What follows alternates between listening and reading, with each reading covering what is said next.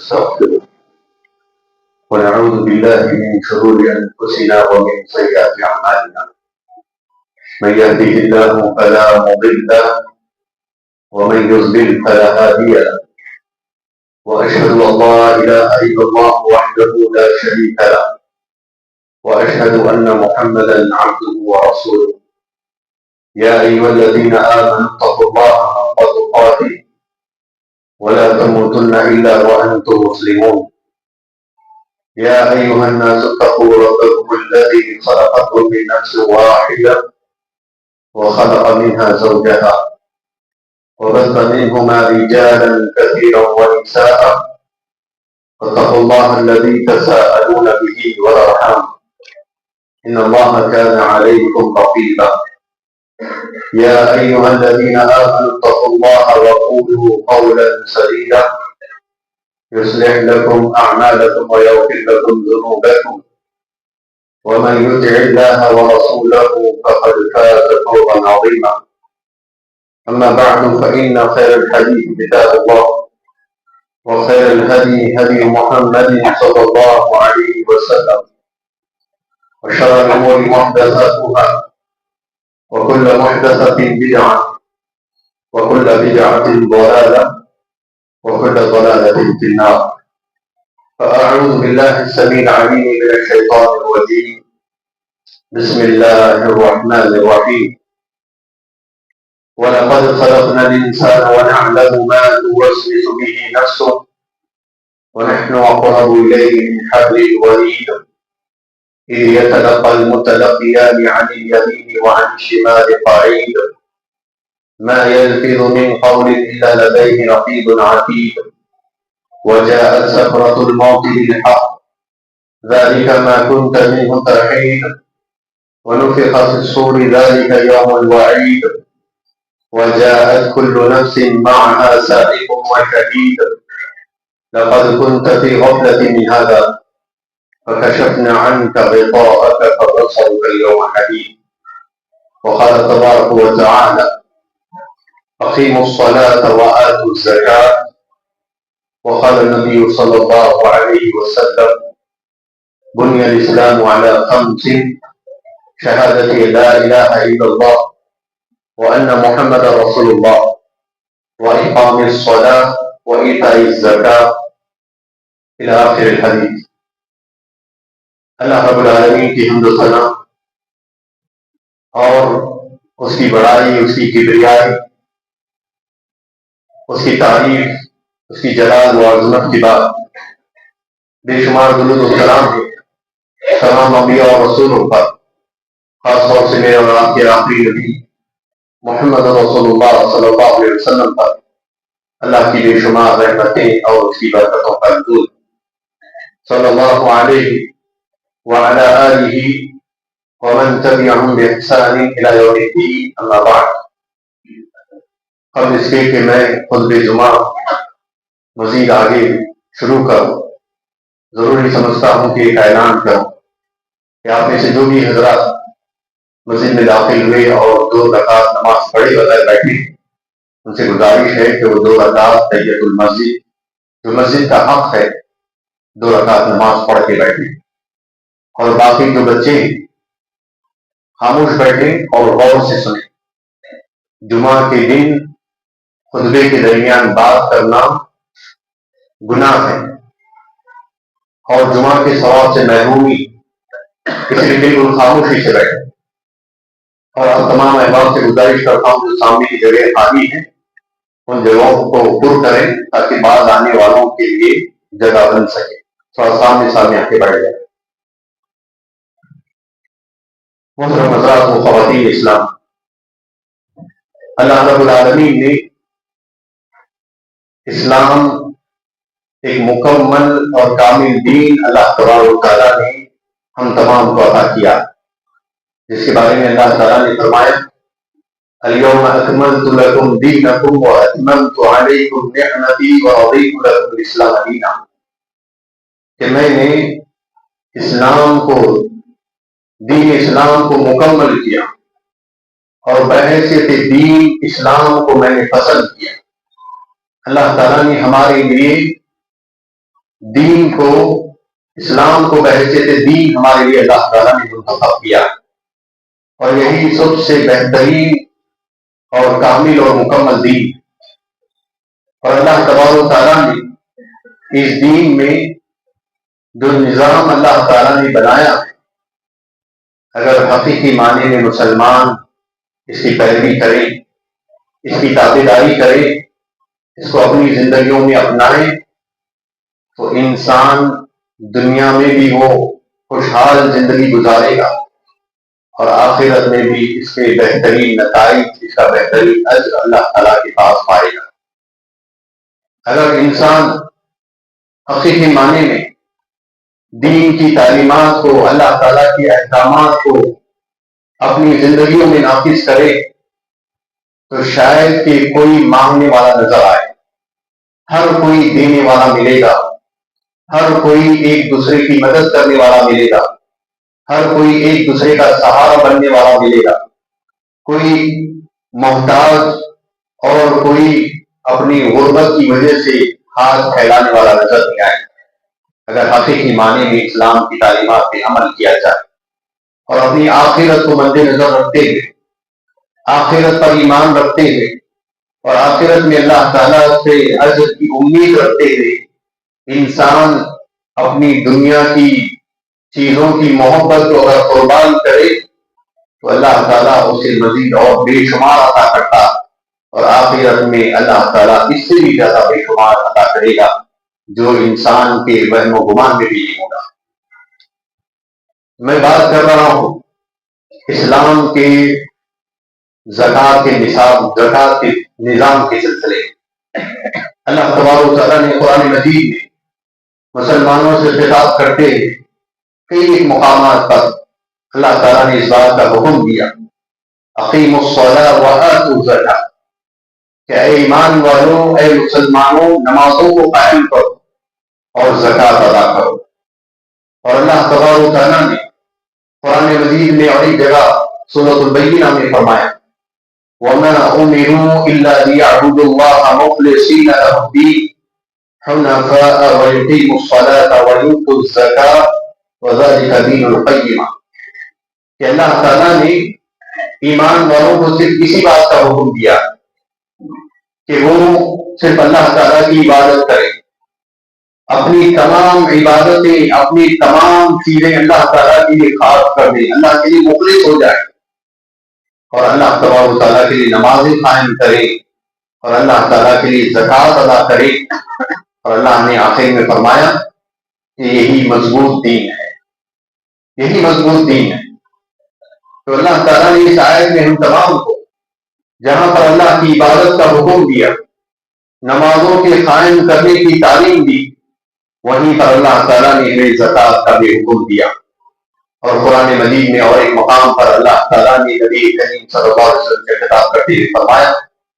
خذ من اموالہم صدقہ تطہرہم وتزکیہم بہا، کہ اللہ کے نبی صلی اللہ علیہ وسلم لوگوں میں جو مالدار ہیں ان کے مالوں کی زکوٰۃ لیجیے، تاکہ اس کے ذریعے سے ان کے مال کی بھی پاکی ہو، ان کے گناہوں کی بھی پاکی ہو، اور یہ مال غریب اور مسکینوں کے لیے ان کی دو وقت کی روٹی کا ذریعہ بنے، ان کی ضرورتوں کو پورا کرنے کا ذریعہ بن سکے۔ تو اللہ تعالیٰ نے نبی کریم صلی اللہ علیہ وسلم کو اس بات کا واقعہ حکم دیا کہ مالداروں سے زکوٰۃ لی جائے، تاکہ ان کے مال کی بھی پاکی ہو، ان کے گناہوں کی بھی پاکی ہو۔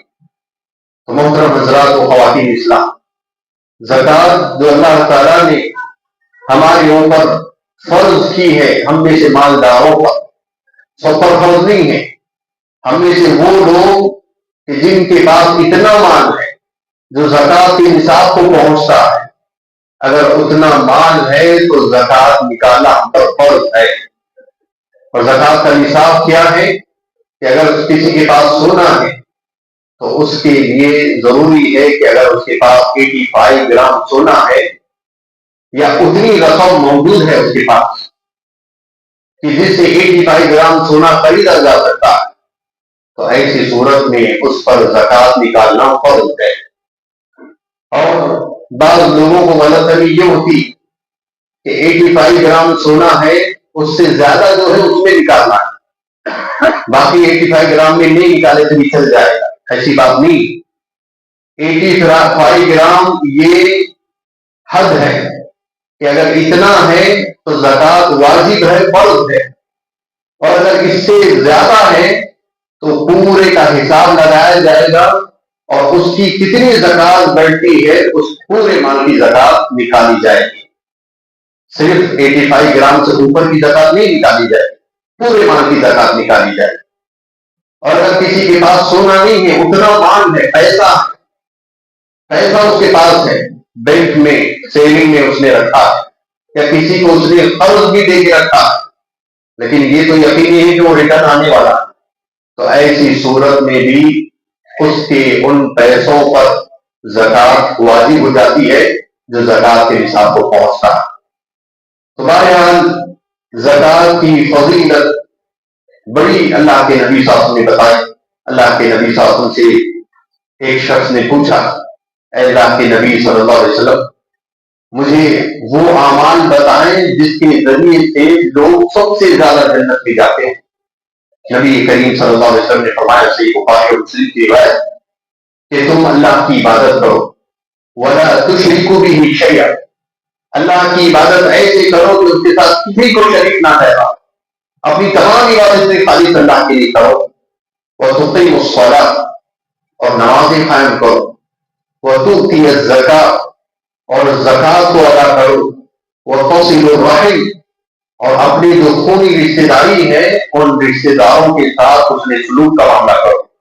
رشتہ داری کو جوڑنے کے معاملے کرو، توڑنے کے معاملے نہ کرو۔ اگر تم یہ کام کر لو گے تو تم جنت میں داخل ہو جاؤ۔ ان کاموں کے کرنے کی فضیلت جنت میں داخلہ۔ اب اس میں ایک کام زکوٰۃ بھی، کہ زکوٰۃ کا نکالنا بھی جنت میں داخلے کا ذریعہ۔ تو جہاں پر زکوٰۃ کی اتنی ساری فضیلتیں کہ انسان کے مال میں سے جو زکوٰۃ کے نصاب کو پہنچنے والا مال ہے، یا سونا ہے یا پھر کوئی دوسری اشیاء ہے، اس میں سے وہ زکوٰۃ نکالتا ہے، سب سے پہلا فائدہ اس کے مال کا وہ میل ہے زکوٰۃ جو نکالا جا رہا ہے، باقی مال اس کا پاک ہو گیا زکوٰۃ نکالنے کے بعد۔ دوسرا فائدہ، زکوٰۃ نکالنے والا گناہوں سے پاک ہو جاتا ہے، کہ جو زکوٰۃ کا مال وہ اپنے مال میں سے، اپنے سونے میں سے نکال رہا ہے، اس کے مال کی پاکی تو ہو ہی نہیں ہے، ساتھ میں انسان کے اپنے گناہوں کی معافی کا ذریعہ وہ بن رہا ہے۔ اور تیسرا فائدہ، اللہ تعالیٰ کے اس حکم پہ عمل کرنے کی وجہ سے اللہ تبارک و تعالیٰ نے فرمایا کہ میرا بندہ میرے فرض کی ہوئی چیزوں کی پابندی کرتا ہے تو وہ میرا محبوب بندہ بن جاتا ہے۔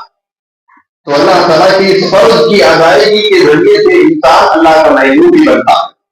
یہ تیسرا فائدہ ہے۔ اور بھی بے شمار فائدے کہ انسان زکوٰۃ جو نکالتا ہے اللہ کے حکم پر، اپنے مال کی زکوٰۃ نکالنے سے غریب اور مسکین، یتیم، بیواؤں کے لیے ایک سہارا بنتا ہے، ایک مددگار ثابت ہوتا ہے،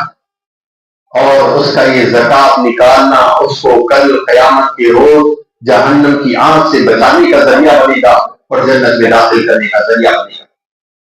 یہ تو چند موٹے موٹے فائدے جو میں نے آپ کے سامنے گرا، زکوٰۃ کی یہ فضیلت ہے۔ اب رہا زکوٰۃ کے سلسلے میں، اگر کوئی شخص اپنے مال کی زکوٰۃ نہیں نکالتا تو اس کا کیا معاملہ ہوگا؟ زکوٰۃ کی اہمیت کیا ہے؟ اللہ تعالیٰ نے قرآن مجید میں سورہ قلم میں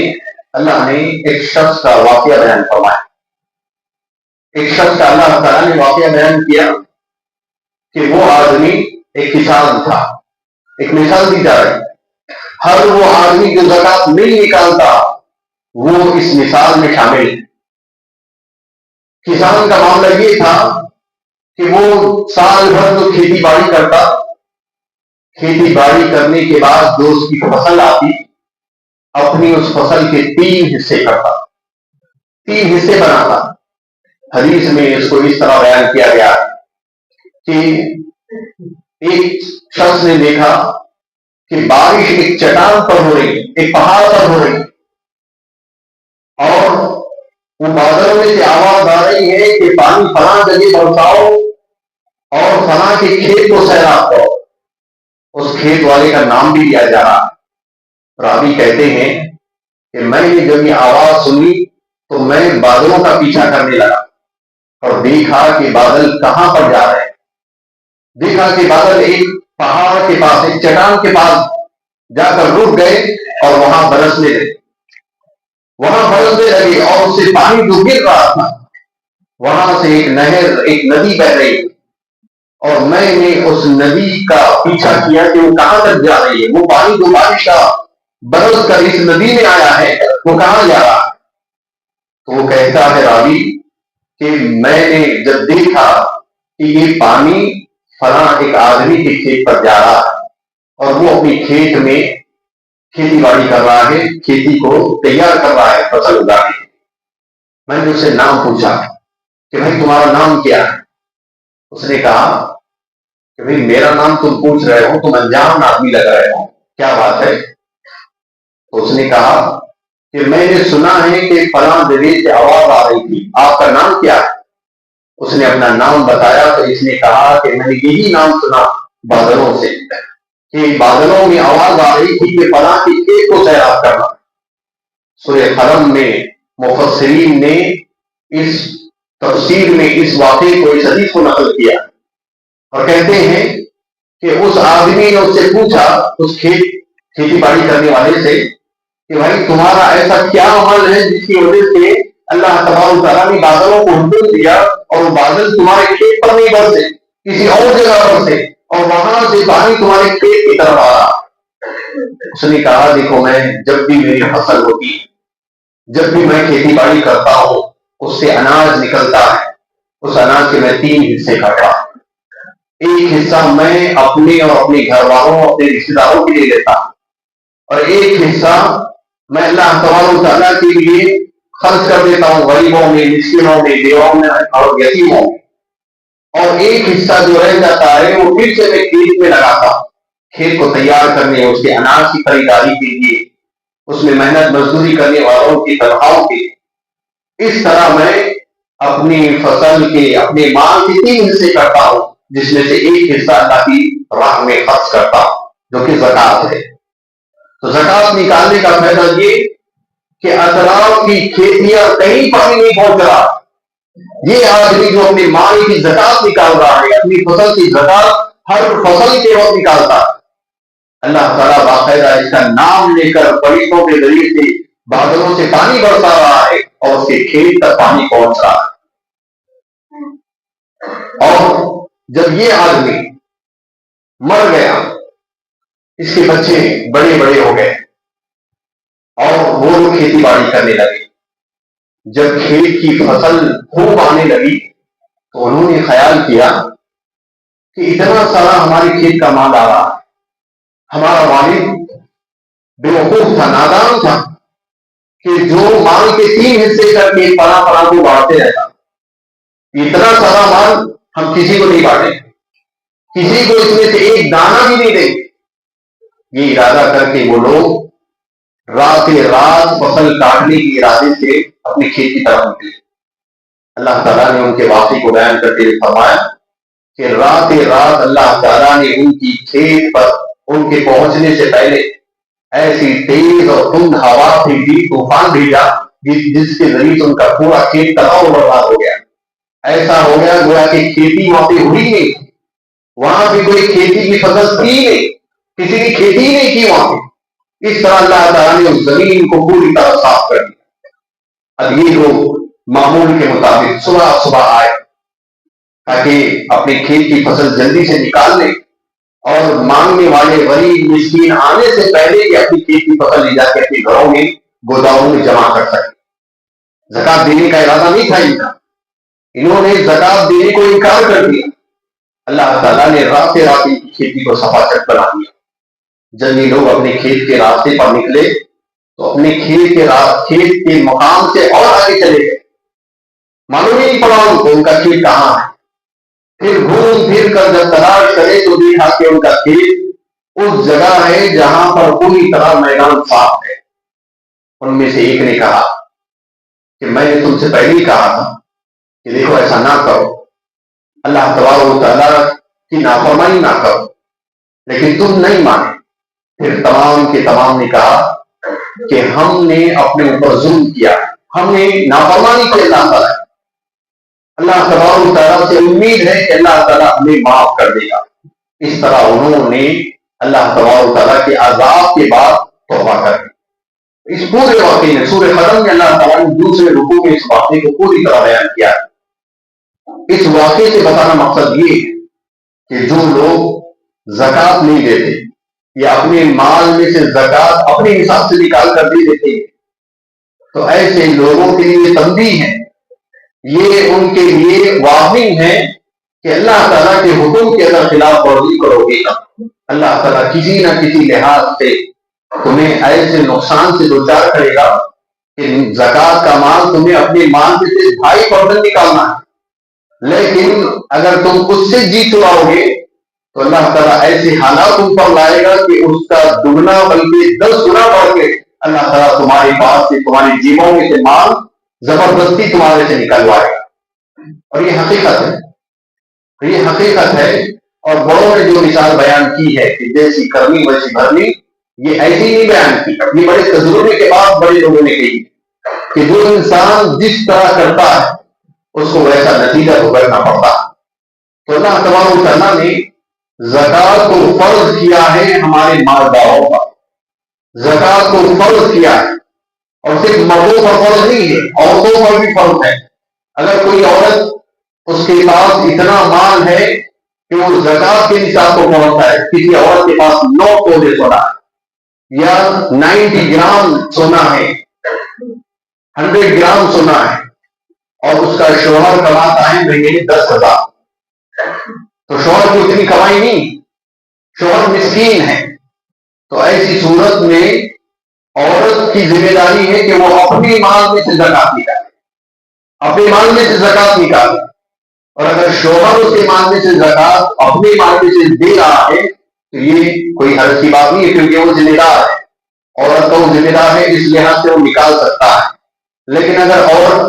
عورت کے آدمی کے پاس طاقت ہی نہیں ہے زکوٰۃ نکالنے کی، تو عورت کے پاس جو سونا ہے وہ اپنے اس سونے کو بیچ کر اس کی زکوٰۃ نکالے۔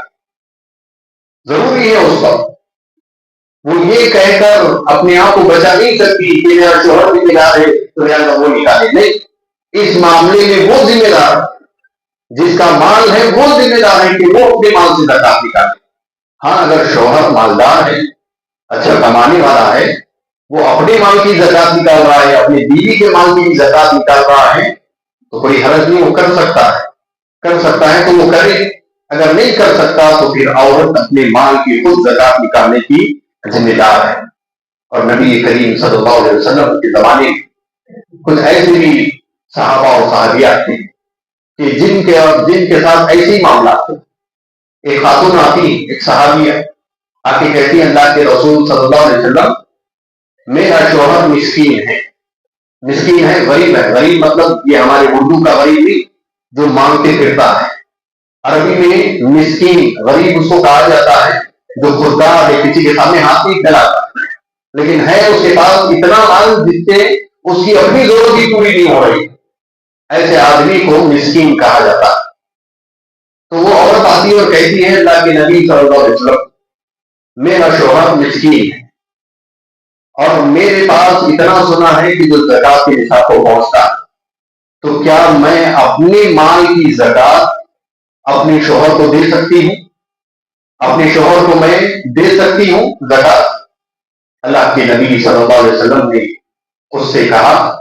کہ ہاں تم اپنے مال کی زکوٰۃ اپنے شوہر کو دے سکتی ہو، اس کی مدد کر سکتی، لیکن اس کا مطلب یہ نہیں ہے کہ ہمارا گزارا تو ہو رہا ہے اچھے سے اور کسی کا زکوٰۃ لے کر گزارا کرنے کی ضرورت نہیں، پھر بھی عورتیں اپنی شوہروں کو دے رہی ہیں، ایسا بھی نہیں ہونا چاہیے۔ یہاں پر یہ واقع میں اس حدیث میں کیا ہے کہ آدمی کی اپنی ضرورتیں پوری نہیں ہو رہی تھی، اس کے پاس اتنی کمائی نہیں ہو رہی تھی، جس کی وجہ سے اسی عورت نے اللہ کے نبی صلی اللہ علیہ وسلم سے آ کے مسئلہ پوچھا۔ اللہ کے نبی صلی اللہ علیہ وسلم نے اسے اجازت دی، اور اگر کسی کا مسئلہ ایسا ہے تو اس کے لیے اجازت ہے کہ وہ اپنے مال کی زکات اپنے شوہر کو دے سکتی ہے۔ تو اس حدیث سے دو مسئلے معلوم ہیں۔ پہلا مسئلہ یہ کہ عورت کے مال کی وہ خود ذمہ دار ہے زکات نکالے، وہ خود ذمہ دار ہے، شوہر ذمہ دار نہیں۔ دوسرا مسئلہ یہ کہ اگر اس کا شوہر محتاج ہے، ضرورت مند ہے، تو عورت اپنے مال کی زکات اپنے شوہر کو دے سکتی ہے۔ یہ دو مسئلے اس حدیث سے معلوم ہے۔ اور نبی کریم صلی اللہ علیہ وسلم نے زکات کے سلسلے میں اس بات کی خاص طور سے صحابہ کو تعلیم دی، اور تاکیدی طور پہ اللہ کے نبی صلی اللہ علیہ وسلم نے فرمایا، امرت ان اقاتل الناس، مجھے اس بات کا حکم دیا ہے کہ میں لوگوں کے ساتھ اس وقت تک جہاد کروں جب تک کہ وہ کلمہ شہادت کا اقرار نہ کر لیں، جب تک کہ وہ اللہ کی عبادت نہ کریں، جب تک کہ وہ اپنے مالوں کی زکات نہ دیں۔ تو دیکھیں نبی کریم صلی اللہ علیہ وسلم نے یہاں اتنی تاکید زکات کی اہمیت بتائی کہ زکات اگر نہیں دینے والا ہے کوئی تو اس کے ساتھ جہاد کیا جا سکتا ہے، اسلامی شریعت اگر ہو تو۔ اور یہی معاملہ حضرت ابو بکر صدیق رضی اللہ عنہ کے زمانے میں یہی معاملہ پیش آیا کہ اللہ کے نبی صلی اللہ علیہ وسلم کی انتقال کے بعد، آپ صلی اللہ علیہ وسلم کی وفات کی بات ہے، جب کچھ قبائل جو نئے نئے اسلام لائے ہوئے تھے وہ اسلام سے پھر گئے، اسلام کی تعلیمات سے پوری طرح واقف نہیں تھے، وہ اسلام پوری طرح انہوں نے نہیں جانا، جس کے سبب نئے نئے اسلام لائے ہوئے تھے، آپ صلی اللہ علیہ وسلم کی انتقال کی خبر سنی، اس کے بعد وہ مرتد ہو گئے۔ ابو بکر صدیق رضی اللہ عنہ جیسے ہی خلیفہ بنے، انہوں نے اعلان کیا کہ لوگوں سن لو، جو اللہ کے نبی صلی اللہ علیہ وسلم کی زندگی میں، آپ کی موجودگی میں آپ کو اپنے مال کی زکات دیتا تھا، وہ برابر اپنے مال کی زکات دیتا رہے گا۔ اگر کوئی شخص اپنے اونٹ کے ساتھ اس کی رسی بھی دیتا تھا زکات میں، اپنے جانور کے ساتھ جانور کی رسی بھی زکات میں دیتا تھا، تو وہ اپنے جانور کے ساتھ اس کی رسی بھی زکات میں دے گا برابر۔ اور اگر کوئی جانور کی رسی دینے سے انکار کرتا ہے زکات میں تو میں اسے جہاد کروں گا۔ اور باقاعدہ ابو بکر صدیق رضی اللہ عنہ نے ایک ایسی جماعت، ایسا لشکر تیار کیا جو خاص طور سے مانی میں زکات کا انکار کرنے والوں کے ساتھ جہاد کرنے کے لیے بھیجتے تھے۔ عمر رضی اللہ عنہ نے جب پوچھا ابو بکر رضی اللہ عنہ سے کہ اے ابو بکر، تم مسلمانوں کے ساتھ کیسے جہاد کر سکتے ہو؟ ابو بکر صدیق رضی اللہ عنہ نے کہا کہ وہ مسلمان ہو ہی نہیں سکتا جو زکات دینے سے انکار کرے، جو زکات دینے سے انکار کرے وہ مسلمان ہی نہیں ہو سکتا۔ تو میں جن سے جہاد کروں وہ مسلمان ہی نہیں، بھلے وہ کلمہ پڑھ لیے تھے، کلمہ پڑھ کے وہ پھر گئے، اسلام کی ایک بنیاد کا انہوں نے انکار کر دیا، اب ان کا اسلامی باقی نہیں رہا، تو پھر کیسے وہ مسلمان رہے؟ اسی لیے میں ان سے جہاد کر رہا ہوں۔ یہ کہہ کر ابو بکر صدیق رضی اللہ عنہ نے جتنی بھی قبائل نے، جتنے بھی لوگوں نے زکات دینے سے انکار کیا تھا، ان کے قبیلوں کی طرف ابو بکر رضی اللہ عنہ نے فوج بھیجی تاکہ ان سے جہاد کیا جائے، اور ایسے لوگوں سے جہاد کیا گیا، اور اس میں سے بہت سارے لوگ پلٹ کر واپس اسلام میں آئے، انہوں نے توبہ کی اور پھر سے وہ زکات دینے لگے، اور جو زکات نہیں دیتے تھے، جنہوں نے اسلام سے منہ پھیر لیا، مرتد ہو گئے، ان کو قتل کر دیا گیا۔ تو یہ معاملہ زکات کے سلسلے میں ابو بکر صدیق رضی اللہ عنہ کے زمانے میں پیش آیا، اور اللہ کے نبی صلی اللہ علیہ وسلم نے زکات کی اہمیت بتاتے ہیں خود قرآن میں اللہ تبارک و تعالیٰ نے فرمایا کہ جو لوگ اللہ تبارک و تعالیٰ کے حکم کے مطابق اپنے مالوں کی زکات نہیں دیتے، ایسے لوگوں کے لیے اللہ تبارک و تعالیٰ نے قرآن مجید میں فرمایا یوم یحمى علیہا فی نار جہنم فتکوی بہا جباہہم وجنوبہم وظہورہم ھذا ما کنزتم لانفسکم۔ اللہ تعالیٰ نے قرآن مجید میں تاکیدی طور پر فرمایا کہ جو لوگ اپنے مالوں کو جمع کر کے رکھتے ہیں، چاہے سونا ہو، چاندی ہو، روپیہ پیسہ ہو، جائیدادیں ہوں، اور ان پر زکوٰۃ فرض ہونے کے بعد بھی زکوٰۃ نہیں دیتے، اللہ تعالیٰ نے ان کے لیے عذاب کی وعید سنائی۔ اللہ نے فرمایا فَيَوْمَ يُحْمَىٰ عَلَيْهَا فِي نَارِ جَهَنَّمَ، جو چیزیں انہوں نے جمع کر کے رکھی اور ان کی زکوٰۃ نہیں نکالی، ان کی یہ ساری چیزوں کو اللہ تعالیٰ جہنم میں دبائے گا۔ جہنم میں اللہ تعالیٰ جہنم کی بھٹی میں بنا دے گا، اور ان کے مالوں کے ذریعے سے ہی پھر ان کو عذاب دیا جائے گا جنہوں نے اپنے مالوں کی زکوٰۃ نہیں نکالی۔ ان کے مال جس کی زکوٰۃ نہیں نکالی گئی، ان کے چہروں پر اس سے داغا جائے گا، ان کی پیٹھوں پر داغا جائے گا، ان کے پیچھے حصے پر داغا جائے گا، اس طرح انہیں جہنم کا عذاب دیا جائے گا۔ یہ ان لوگوں کے لیے عذاب ہے جو اپنے مالوں کی زکوٰۃ فرض ہونے کے باوجود بھی زکوٰۃ نہیں نکالتے۔ اور حدیث میں نبی کریم صلی اللہ علیہ وسلم نے فرمایا کہ یہ مال جس کی زکوٰۃ انسان نہیں نکالتا، ایک آدمی یا عورت اپنے مال کی زکوٰۃ نہیں نکالتی، تو یہ مال کل قیامت کے روز اس کے لیے ایک ایسا زہریلا سانپ بن جائے گا جو اسے ڈستا رہے گا، اور یہ عذاب اسے مسلسل دیا جاتا رہے گا۔ تو محترم حضرات و خواتین اسلام، زکوٰۃ نہ نکالنے کا یہ انجام، زکوٰۃ نہ دینے کی یہ وعید قرآن و حدیث میں بیان کی گئی۔ لہذا ہم تمام کو چاہیے کہ ہمارے پاس جو بھی مال ہے، سونا ہے یا چاندی ہے یا پھر پیسوں کی شکل میں رقم جمع ہے یا پھر ہمارے کاروبار کا ساز و سامان ہے جو زکوٰۃ کے نصاب کو پہنچتا ہے، یا پھر ہم نے جائیدادیں لے کر رکھی ہے جسے ہم کاروبار کے لیے لینے میں، بیچنے میں، خریداری ہماری جائیدادوں کی ہے، ریئل اسٹیٹ کا اگر معاملہ ہے، ان ساری چیزوں میں جو زکوٰۃ بنتی ہے وہ زکوٰۃ ادا کرنا چاہیے، وہ زکوٰۃ دینے کی پابندی کرنی چاہیے۔ اور اگر اس میں کسی طرح کی کوتاہی، لاپرواہی برتی گئی تو پھر اللہ تبارک و تعالیٰ نے قرآن میں جو بات بیان کی کہ انہی چیزوں کے ذریعے سے عذاب دیا جائے گا۔ ایک تو دنیا میں جو نقصان اٹھانا ہے وہ تو اٹھانا ہی پڑے گا کہ زکوٰۃ نہیں نکالنے کی وجہ سے اللہ تعالیٰ مختلف قسم کی آزمائش ہے، مختلف قسم کے مشکلات، مختلف قسم کی بیماریاں، مختلف قسم کے اللہ تعالیٰ حادثے ہمارے اوپر لائے گا، اور یہ اس بات کی دلیل ہوگی کہ ہم نے اللہ کی فلاں نافرمانی کا کام کیا، اسی لیے یہ چیزیں ہم پر آئیں۔ تو لہٰذا ضروری ہے، اللہ کے نبی صلی اللہ علیہ وسلم نے بھی فرمایا کہ انسان صدقہ و خیرات کرتا ہے تو وہ اپنے اوپر آنے والی بلاؤں کو ٹالنے کا ذریعہ بنتا ہے۔ انسان کا اپنا صدقہ و خیرات کرنا اس کے اوپر آنے والی مصیبتوں کو دور کرنے کا ذریعہ ہے، اور یہی وجہ ہے کہ سلف میں دیکھیں آپ، بہت سارے ایسے اسلاف ہیں کہ اگر وہ کسی آزمائش میں، کسی مشکل میں گر جاتے، کثرت سے صدقہ و خیرات کرتے، کثرت سے صدقہ و خیرات کرتے۔ اور کئی ایک ایسے واقعات ہیں پچھلے زمانے میں بھی اور ابھی قریب کے زمانے میں بھی، ایسے نیک لوگ بھی ہیں کہ اگر ان کی کوئی بیماری جو بڑی خطرناک بیماری ہے، اگر انہیں اس بیماری کا پتہ چل گیا اور انہیں بتایا گیا کہ تمہاری بیماری یہ خطرناک ہے اور تم اتنے دن کے مہمان ہو، اور ایسے کئی واقعات ہیں۔ ایک سعودی کے اخبار میں، اپنے نیوز پیپر میں ایک واقعے کو اس نے چھاپا، ایک خاتون جو کینسر کی بیمار تھی، اس کے بچے اس کی خدمت کے لیے ایک داعیہ کو، ایک خاتون کو انہوں نے اس کی خدمت کے لیے معمور کر کے اس کا ویزا دے کر، ٹکٹ دے کر، اس کی مہینے کی تنخواہ پورے سال بھر کی ایڈوانس میں ادا کر کے اس نوکرانی کو بلا لیا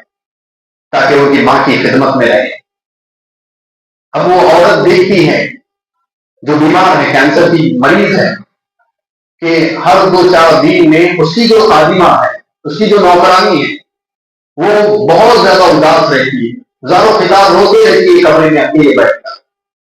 اور یہ کینسر کی پیشنٹ ہے، برابر اس کو وقت پہ کھانا دے رہی ہے، اس کی دوائیں دے رہی ہے، اس کی خدمت کر رہی ہے، لیکن اکیلے میں جب جا کے بیٹھتی ہے وہ عورت نوکرانی تو زار و خطاب روتے رہتی ہے۔ ابھی آئے ہوئے اس کو ماہانہ 2 مہینے بھی نہیں ہوئے، سال بھر کی اس کی تنخواہ دے دی گئی، ویزا، ساری چیزیں اس کو دے دی گئی۔ اس کو ایک دن بلا کر یہ خاتون، یہ بوڑھی عورت جس کو کینسر کا بیمار، یہ بلا کر پوچھتی ہے کہ کیا معاملہ ہے کہ میں دیکھتی ہوں کہ تم میرے سامنے جب رہتی ہو تو اچھے سے رہتی ہو، اور اکیلے میں جب جاتی ہو تو روتے رہتی ہو،